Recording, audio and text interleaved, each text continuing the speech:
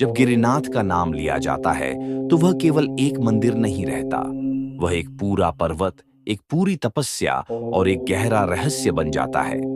गुजरात के जूनागढ़ क्षेत्र में स्थित गिरनार पर्वत पर विराजमान गिरिनाथ महादेव को लोग ऐसे शिव के रूप में जानते हैं जो धरती से नहीं बल्कि पर्वत की आत्मा से प्रकट हुए माने जाते हैं। कहा जाता है कि गिरनार पर्वत स्वयं अत्यंत प्राचीन है, इतना प्राचीन कि इसे हिमालय से भी पहले का बताया जाता है। इसी पर्वत पर गिरिनाथ महादेव का वास माना गया। लोक कथाओं में कहा जाता है कि जब यह पर्वत अभी निर्जन था, तब यहाँ केवल साधु संतों की तपस्या हुआ करती थी। इन्हीं तपस्वियों ने सबसे पहले यहाँ शिव तत्व की तीव्र उपस्थिति का अनुभव किया। हवा स्थिर हो जाती थी, मन अपने आप ध्यान में चला जाता था और यही संकेत माना गया कि यहाँ स्वयं महादेव विराजमान हैं। गिरिनाथ का अर्थ ही बहुत कुछ कह देता है। गिरि यानी पर्वत और नाथ यानी स्वामी, यानी वह शिव जो पर्वत के स्वामी हैं। यहाँ महादेव किसी भव्य सिंहासन पर नहीं बल्कि चट्टानों और शिखरों के बीच तपस्वी रूप में माने जाते हैं। यही कारण है कि गिरिनाथ की पूजा में दिखावा नहीं बल्कि साधना प्रधान है। गिरनार की चढ़ाई अपने आप में एक रहस्यात्मक यात्रा मानी जाती है।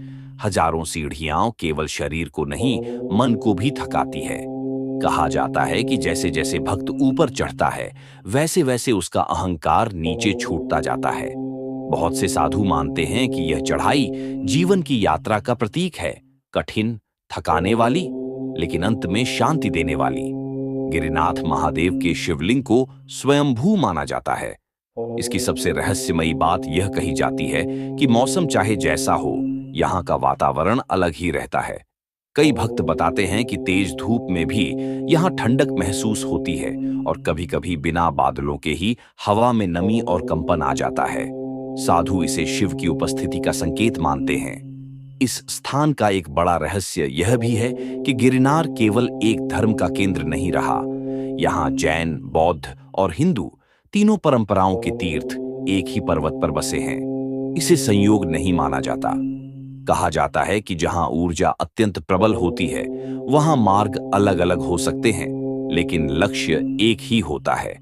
गिरिनाथ उसी एकता का प्रतीक है। पुरानी मान्यताओं में यह भी कहा जाता है कि रात्रि के समय गिरिनाथ क्षेत्र में साधारण व्यक्ति को अधिक देर नहीं रुकना चाहिए। कई साधु मानते हैं कि रात में यहाँ सिद्ध पुरुषों और अदृश्य साधनाओं की गतिविधि होती है।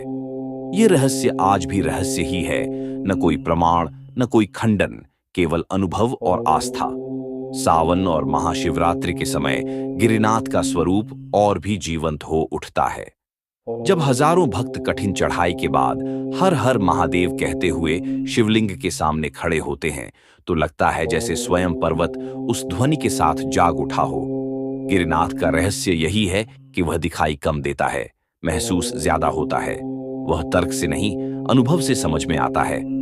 यहाँ महादेव ये सिखाते हैं कि जो ऊपर तक पहुंचने का साहस करता है, वही भीतर तक उतर पाता है। और शायद इसी कारण गिरिनाथ आज भी एक मंदिर से ज्यादा एक तपस्या, एक अनुभूति और एक अनकहा रहस्य बने हुए हैं।